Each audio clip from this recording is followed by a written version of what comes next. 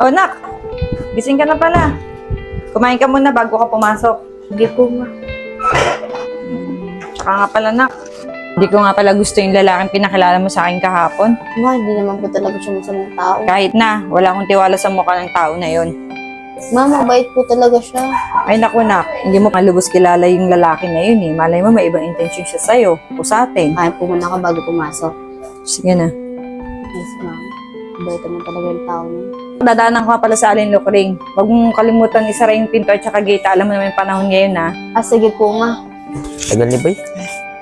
Grabing init. Mama ni Sabihan. Uy, Bay, basta. Nakapag-usap kayo ni Sab. Yun nga po eh.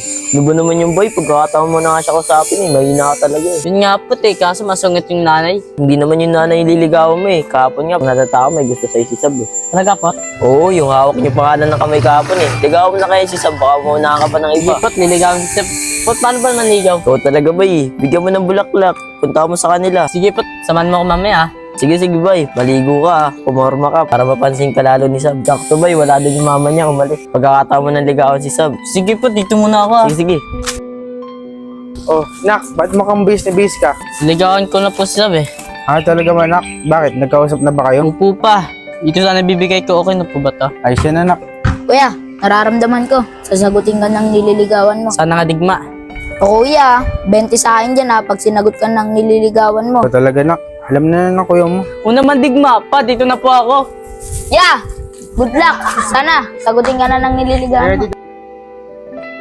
Uy, ganda ata ng forma ni Bay ah. Pot, okay na ba ito forma ko? Oo, okay na okay. Sigurado ka ba, Pot? Oo, lalo ka magugustuhan ni Sab niyan. Pot, okay lang ba ito, Rose, bibigay sa niya? Ito lang kasi kinaya ko eh. Oo, okay na yan. Panigurado magugustuhan pa ka ni Sab Ano niyan. po, tara, excited na ako bibigay sa kanya ito eh. Sige, sige, tara. Talaga pa, Pot, okay na ito forma ko. Tumal naman ng bibigay benta kay ko. Sab. Oo, okay na okay. Oh, kuya, baka gusto niyo bumili ng rose para sa taong minamahal niyo. Ay, mukhang mas maganda yung rose na yan ah. Yan na lang yung bili mo, bigay mo kay Sab. Wala akong pera, Pot eh. Basta, bahala. Boy, magkano ba yung rose na yan? 100 lang po para sa inyo. Sige, kukunin na namin yan. Sige po, marami po salamat. Ay, Bay, dito na tayo sa bahay nila, Sab. Tayo na lang kita dito. Sige, sige. Sab! Sab!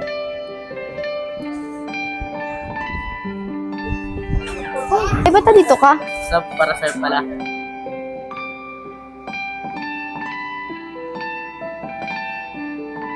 Sweet mo naman, bay.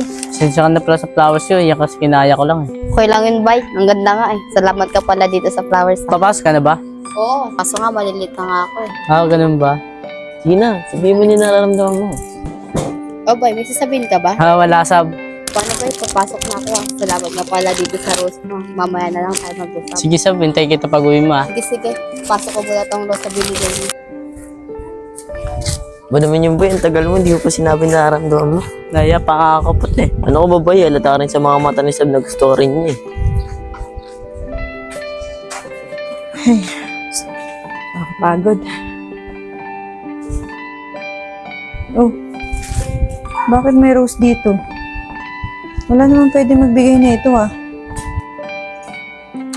Oh, ma. Andyan na po pala kayo. Kaninong flowers to?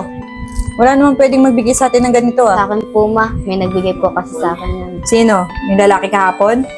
Ano ka ba naman, Sab? Pumili ka naman ng maayos-ayos na lalaki. Eh mukhang adik yung taong yun eh. Ma, huwag naman po kayong ganyan sa tao. Kahit na, Sab, ayoko yung lalaki na yon.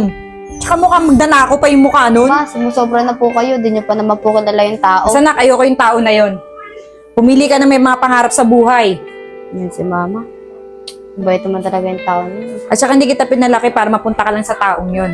Ano ka ba, Sab? Mag-isip ka nga. Ma, kung masamang tao po siya, hindi niya po ko hayaan batusin yung dalawang lalaki kahapon. Bakit? Sino ba yung lalaki na yon? Dating ex ko po, yung pinakilala ko po sa inyo dati. Bakit? Ginugulo ka pa rin ba ng lalaki na yon? Opo, buti nga ma, dun si Bay eh. Pinagtanggol niya ako sa lalaking yun. Di porkit nagtanggol ko ng lalaking nun, gusto mo na. Para sabihin ko sa'yo, ayoko pa rin sa kanya.